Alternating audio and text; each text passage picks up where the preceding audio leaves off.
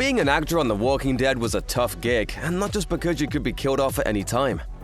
The Season 7 premiere of The Walking Dead is arguably its most notorious episode. It's the one where Negan, leader of the Saviors, bashes Glenn and Abraham's brains out with his barbed wire-wrapped baseball bat, Lucille. He commits this act of savagery in an effort to break the spirits of the victims' loved ones, who are forced to kneel and watch it all happen. It's an unrelentingly bleak hour that's an endurance test for even the show's biggest fans. But as hard as it is to watch, it was even harder to film.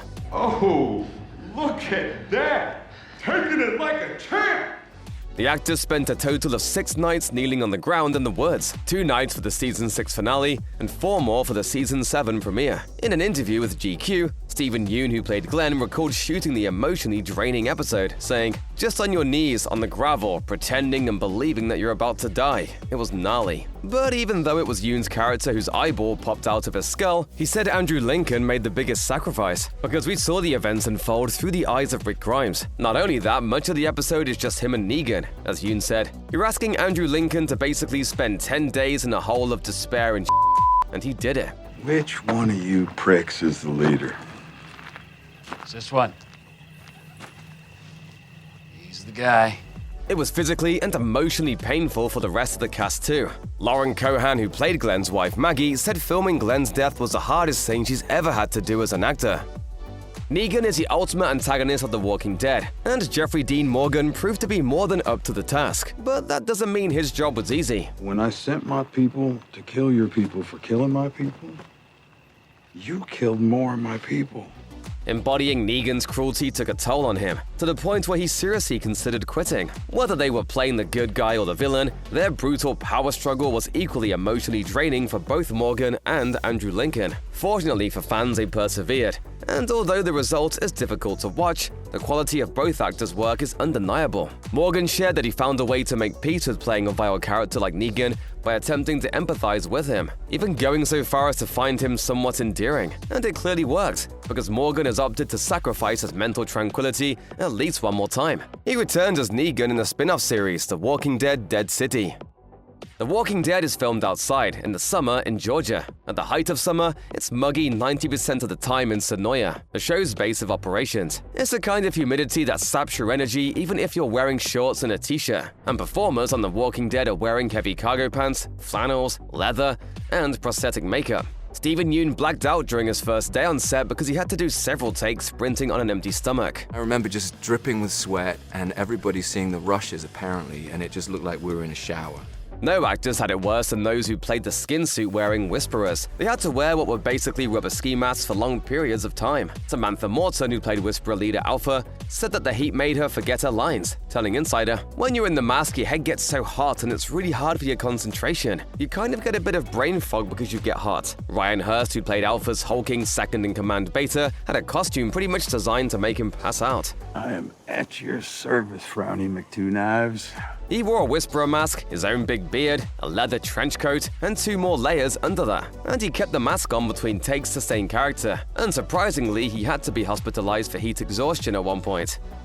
Every time there's a new enemy on The Walking Dead, they capture Daryl Dixon. But the worst was the time Saviors tried to recruit him to their cause by holding him in a jail cell and torturing him. Daryl, Yeah. you deserve a happy ending too. First of all, Norman Reedus was naked while he filmed it. The Saviors are trying to humiliate him, and Reedus chose to sacrifice his own dignity for authenticity's sake. In an interview with TV Guide, he said, "I walked in, and Wardrobe was like, 'Do you want to wear a sock over your junk?' And I was like, 'Nope.'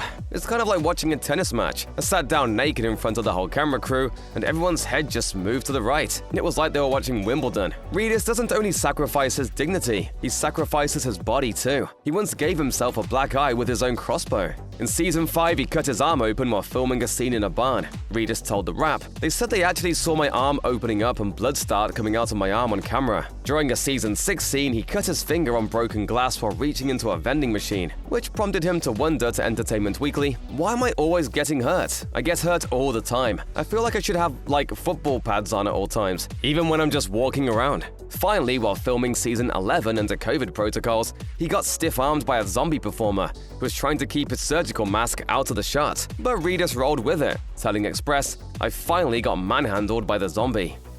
AMC's studio bosses were so impressed with the source material of The Walking Dead that they ordered the whole series up front. They estimated that it would take 12 seasons to finish the entire arc. Andrew Lincoln, who was newly married with a young family and patiently waiting for his big break, had to make the decision to uproot their lives, potentially indefinitely, to a foreign country. But passing up the once-in-a-lifetime opportunity was unthinkable. So he made the sacrifice of relocating his young family to Atlanta, Georgia, where the majority of the show was eventually shot. When his children grew older and returned to London, Lincoln chose to leave the show after 9 seasons to spend more time with them. Denai Guerrero played Michonne in The Walking Dead, a character who was consistently illustrated with her katana in the comics. Michonne joined the core cast in Season 3, and was a series mainstay from that point on. But when she showed up to work, she learned the physical training was more extensive than she'd originally thought. Guerrero had martial arts training as part of her MFA program at NYU. Nevertheless, she admits that training for The Walking Dead was a different ballgame. It wasn't only about getting in shape, but also about learning how to wield the katana. It takes a lot of effort to wield a sword all day long. She told the Chicago Tribune, "You do your little dumbbells and you're getting somewhere, but the katana just totally will break you, and I love it for that." But it was a lot of work. While filming the show, she had a real katana, a wooden one, and a plastic one to facilitate her training at home. Guerrero is known to fully immerse herself in her roles, even shaving her head for Black Panther. She felt that since the katana was so important to Michonne, knowing how to handle it gave her a way into her character, and her commitment and dedication to the role certainly paid off. Lauren Cohan's fight for a pay parity became the talk of Hollywood when she made it clear to her bosses at AMC that she was prepared to sacrifice her role on The Walking Dead if her salary wasn't increased. Cohan joined Season 2 of The Walking Dead as Maggie, a member of the Green Clan known for their strict adherence to Christianity. The family owned the ranch that the main cast used for refuge. Over 6 seasons, Maggie Green transformed from a naive country girl to one of the most formidable leaders within the main group. The future is ours. The world is ours. Cohan's popularity among fans increased with the development of her character, earning her praise for her standout performance. Then her contract came up for renewal. With her growing importance to the show, Cohan believed her compensation should align more closely with that of her male co-leads, a view not shared by AMC executives. Cohan stuck to her guns and left the series. Happily for fans, Cohan managed to find her way back to The Walking Dead for its final season, and hopefully her willingness to walk away from one of the most popular shows on television made a positive impact, particularly considering the multiple spin-offs that have emerged from The Walking Dead. Josh McDermott's character, Eugene Porter, is arguably the most grating member of the main group on The Walking Dead. It's enjoyable as hell to think about an undead ankylosaur going after a diplodocus. That there's a video game worth the pre-order.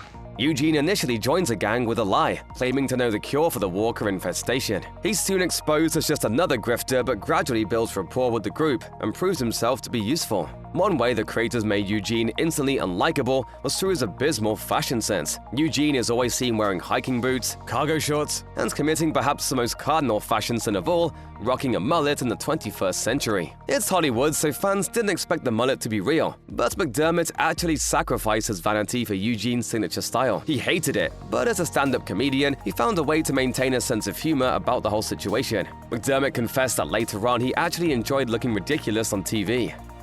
Alana Masterson's 2 elder brothers were on That 70s Show and Malcolm in the Middle, so she grew up in and around the industry. But although she may have gotten a start as an actor because of her connections, she quickly proved herself as a consummate professional. As Tara Chambler on The Walking Dead, Masterson was so dedicated that she powered through 18-hour days even while she was pregnant. The Walking Dead cast never failed to mention just how close-knit they are as a group. Masterson experienced this on her very first day. It was her 25th birthday, but to her disappointment, she didn't have any scenes with the main cast. Instead, she found herself on the side of the governor. This worried her because she thought fans might not like her character due to her association with the villain. But she was immediately consoled by Stephen Yeun and Andrew Lincoln, who went out of their way to welcome her to the cast. It was that warm cast connection that inspired her to push through the long, grueling days. She believed that if nobody else was complaining, she shouldn't either. And if that doesn't qualify as a sacrifice made for the show, then we don't know what does. Michael Rooker's character, Mel Dixon, undergoes one of the most satisfying redemption arcs in The Walking Dead. However, as is often the case in the world of the Walkers, no good deed goes unpunished. He eventually gets turned into a Walker by the governor, and his brother has to kill him. When asked in an interview with TV Guide about his reaction to the news that his character would be killed off, Rooker replied, "I found out about 2 weeks before the episode. I was actually quite relieved because I wouldn't have to wear the arm again. Honestly, that was my first thought. Thank you. I don't have to put that goddamn thing on ever again." But then I realized, oh I'm out of a job. The prosthetic hand he wore on the show caused real nerve damage. That was a hard time. But despite the obvious pain, Rooker has never been one to complain too much. He later mentioned that although it wasn't the most pleasant experience, he still loves the prosthetic hand. Rooker even went so far as to say that the 2-hour makeup sessions he had to endure for his Walker scenes weren't all that difficult, considering he'd experienced much longer sessions for movies like Slither.